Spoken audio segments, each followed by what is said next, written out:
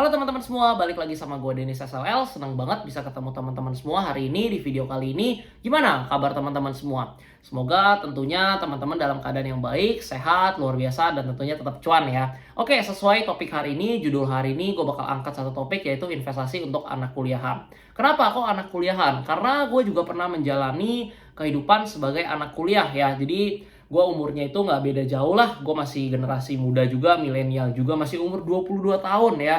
Jadi gue udah mulai investasi juga dari sejak SMA dan gue pengen sharing nih, kenapa sih kita harus mulai investasi, mulai coba investasi dari zaman kuliah. Karena gini teman-teman, ketika kalian lagi sekarang kuliah ya, kalian masih masa-masa enak lah ya, masih bisa nongkrong sama teman-teman, masih bisa main-main. Itu adalah masa-masa yang paling tepat menurut gue untuk mulai investasi. Kenapa? Yang pertama, kalian tuh punya power yang orang lain mungkin yang lebih tua itu nggak punya. Yaitu pertama waktu ya. Waktu kalian tuh super banyak teman-teman. Bayangin ya, baru umur 20-an ya. Itu masih panjang banget perjalanan hidup kalian. Jadi kalau kita tahu suatu istilah yang namanya efek compounding interest ya. Teman-teman itu kalau investasi 30 tahun itu masih bisa banget gitu ya. Jadi itu power yang mungkin orang lain nggak punya yang udah mulai tua. Jadi kalau misalnya kita bisa kenal sama investasi sejak kuliah, sejak masih umur 20-an, itu merupakan sungguh hal yang luar biasa banget. Nah, tanpa lama-lama, tanpa basa-basi, kita langsung masuk aja nih. Kenapa nih investasi? Nah, jadi teman-teman semua mungkin udah nggak asing lagi denger yang namanya investasi. Tahun 2020 semua orang bahas soal saham lah, reksadana lah, market saham lagi hancur ya, kita bisa beli saham, kita bisa dapetin keuntungan yang luar biasa. Tahun 2021 juga hype sampai ke cryptocurrency. Nah, teman-teman, sebenarnya ketika kita kuliah ada satu hal yang menurut gue itu enak banget ya. Kita mau coba apapun bener-bener enak. Kenapa? Yang pertama, kita itu nggak punya tanggungan teman-teman. Kita belum punya keluarga, kita belum punya istri, kita belum punya anak ya. Makan mungkin masih bisa di rumah sama orang tua. Tinggal mungkin masih bisa sama orang tua. Ataupun beberapa yang ngekos mungkin ya. Mungkin kalian masih dapetin uang jajan atau apapun. Masih ada privilege lah. Ya, jadi menurut gue itu bener-bener masa-masa yang paling enak banget karena nggak ada beban gitu. Beda ceritanya kalau kalian udah punya keluarga, udah punya istri, dan udah punya anak. Nah teman-teman, kita kalau lagi kuliah itu mungkin kan uang juga nggak banyak ya. Uang jajan juga mungkin terbatas. Kecuali teman-teman di sini yang punya privilege, mungkin orang tuanya kaya, banyak uang, uang jajannya besar. Nah itu lebih bagus lagi tuh. Nah cuman kan kalau kita mau investasi pakai uang yang pas-pasan, emangnya bisa? Beli saham kan harusnya pakai dana besar. Enggak teman-teman, sebenarnya ya beli saham itu kita pakai uang 50.000, 100.000 juga udah bisa kok sebenarnya. Asal kita niat dulu nih, kita mau belajar dulu, kita mau kenalan dulu nih sama saham ataupun reksadana. Nah hari ini gue pengen kenalin teman-teman, tapi bukan ke teknisnya, tapi cuman gimana caranya kita sebagai anak kuliah ya, tapi kita bisa mulai investasi.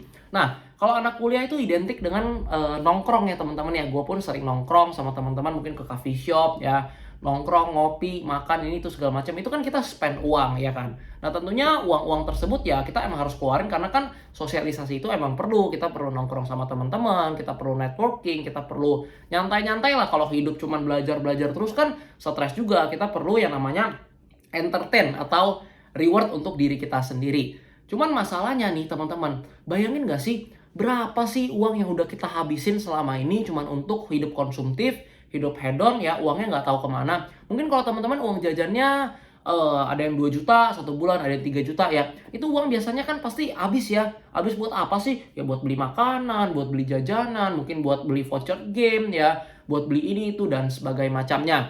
Nah, teman-teman, sebenarnya kalau kita bisa menyisihkan ya sedikit aja, sedikit itu mungkin 5-10% lah daripada uang yang kita dapetin, baik dari misalnya kita freelance ataupun uang jajan, itu hasilnya bisa luar biasa banget teman-teman. Contoh nih, kita ngomongin nabung aja nih, satu bulan kita tabung uang 500.000, satu tahun aja udah 6 juta. Belum lagi kalau uang tersebut kita bukan tabung doang, tapi kita investasiin yang ada namanya returnnya. Kita bisa dapetin lumayan banget tuh. Nah hari ini gue pengen bahas gimana sih cara anak kuliah ya bisa manajemen uangnya supaya walaupun uang yang didapat nggak gitu banyak ya, tapi kita tetap bisa investasi. Nah gini teman-teman, mungkin teman-teman pernah belajar juga atau pernah dengar yang namanya budgeting. Kalau misalnya saya dikasih uang 10 juta dalam satu bulan ya, atau income 10 juta nih.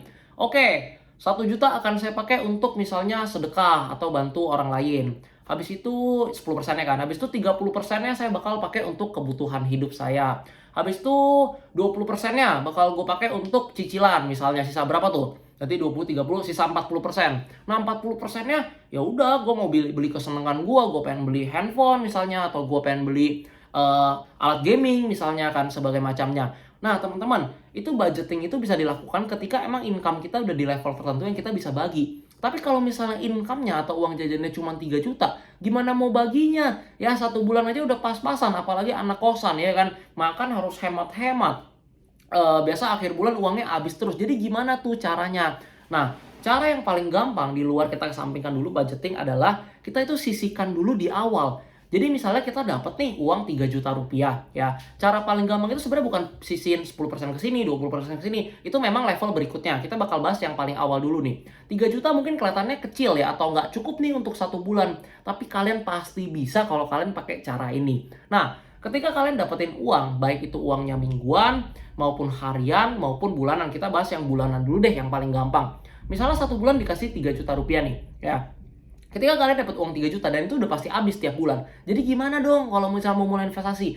Cara paling gampang adalah ketika kalian terima uang 3 juta di awal bulan, nggak mau tahu, kalian coba ambil dulu ya, misalnya 5% deh, 150.000 dari 3 juta itu ya. Kalian ambil 150.000 ya, habis itu kalian langsung sisihin, langsung kalian tabung atau kalian investasiin. Jadi kalian pakai itu 2.850.000, terserah buat kebutuhan kalian hemat-hemat sebagai macam. Yang penting kalian udah ambil dulu tuh 150.000-nya.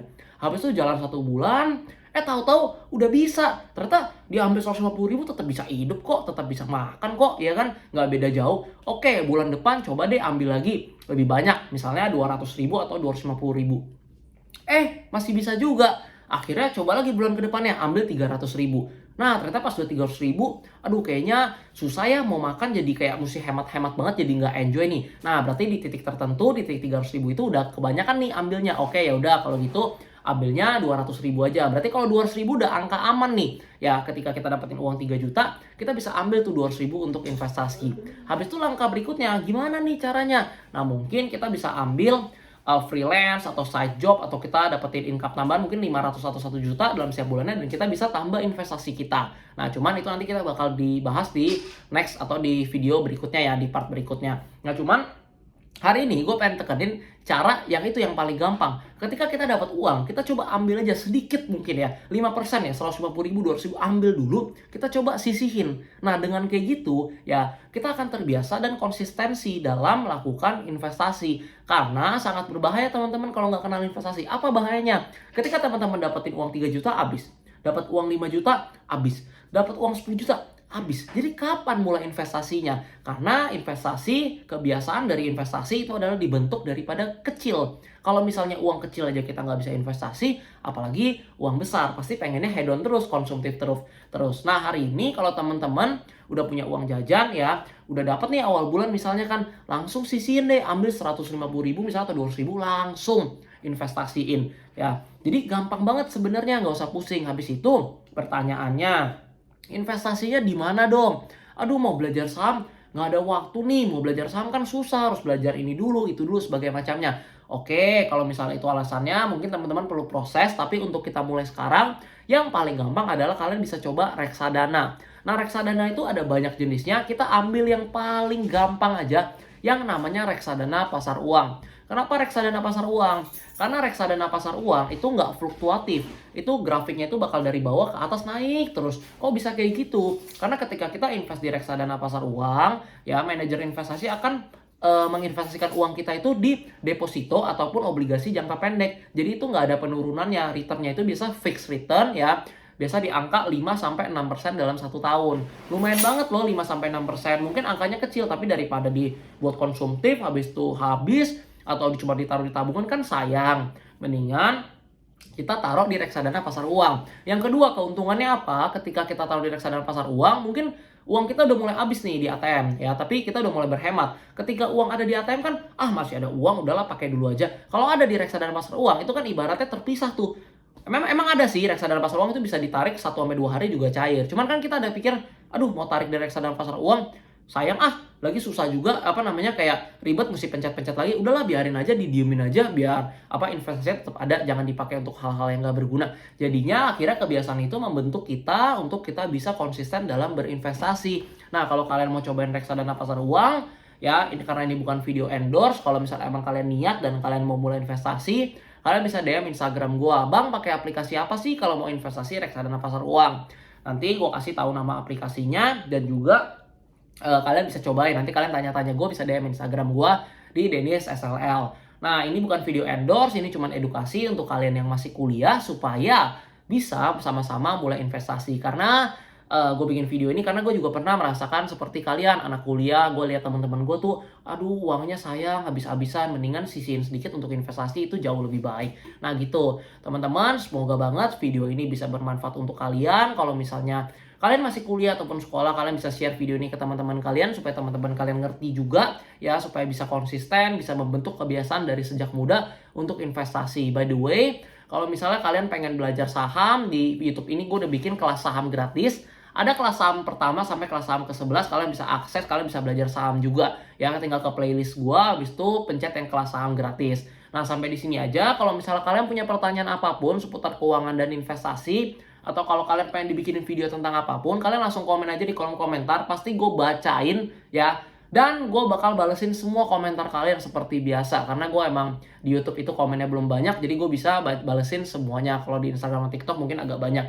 Nah, itu aja teman-teman. Semoga video singkat 11 menit ini bisa jadi manfaat untuk kalian semua. Thank you banget yang udah support gue dari awal sampai sekarang. Gak berasa udah sekitar 5 bulan di YouTube. Semoga video-video yang gue buat bisa jadi manfaat untuk kalian semua, bisa mengedukasi masyarakat Indonesia seputar investasi dan juga literasi keuangan. Jangan lupa like video ini dan juga subscribe supaya channel ini bisa terus berkembang. Sukses teman-teman semua, jangan pernah berhenti belajar. Jadilah orang yang berguna untuk banyak masyarakat, untuk banyak orang sekitar, dan juga untuk negara dan bangsa yang kita cintai, yaitu bangsa Indonesia. Sukses untuk yang semua yang nonton video ini. Sampai jumpa di video berikutnya. Dadah!